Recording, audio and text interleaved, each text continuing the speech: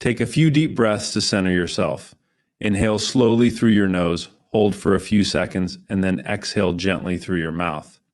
As you breathe, feel the tension leaving your body and your mind becoming calm. Visualize a warm, gentle light surrounding you. This light represents God's presence and love. Imagine it enveloping you, filling you with a sense of peace and security. Now let's start this video. In the hustle and bustle of our daily lives, it's all too easy to become overwhelmed with worry. We rush from task to task, juggling responsibilities at work, at home, and in our relationships. Our minds are constantly buzzing with thoughts of what needs to be done, what could go wrong, and how to manage the seemingly endless demands placed upon us. In the midst of this chaos, we often forget a fundamental truth. God does not want us to worry. He wants us to find peace and trust in Him, even when life feels out of control. In Matthew 6:34, Jesus reminds us, "Therefore do not worry about tomorrow, for tomorrow will worry about itself." Each day has enough trouble of its own.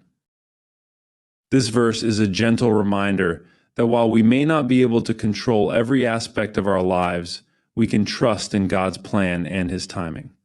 He knows our needs, our fears, and our burdens. By placing our trust in Him, we can find the peace that eludes us in our daily grind.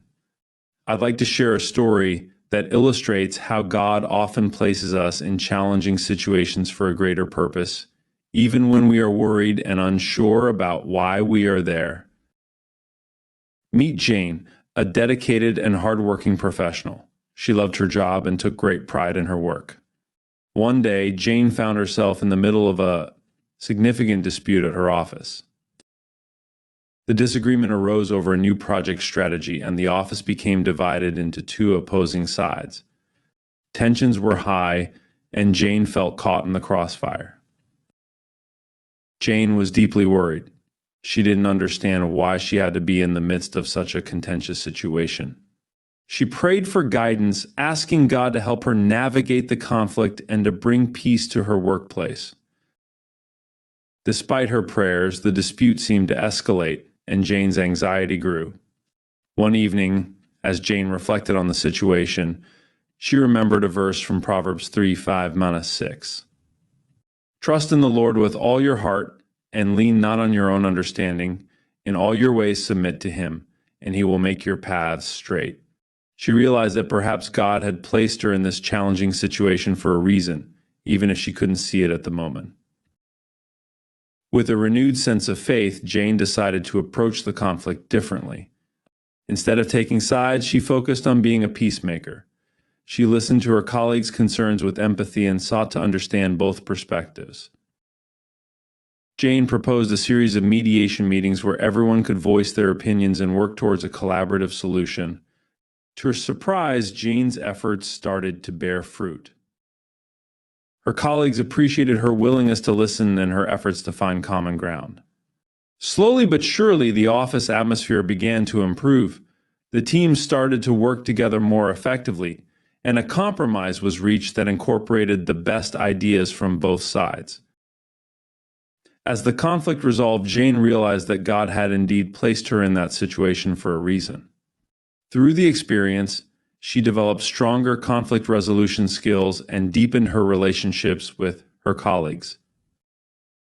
More importantly, she became a vessel of God's peace and wisdom in her workplace. Jane's story teaches us that even when we are worried and uncertain about the challenges we face, God has a purpose for us. He places us in difficult situations not to burden us, but to grow us, to use us for His greater plan, and to bring out qualities in us that we might not even know we possess. So, dear friends, when you find yourself in a troubling situation, remember to trust in God's plan. Embrace the opportunity to learn and grow, and know that He is with you every step of the way. Thank you for joining us at Walk with God channel.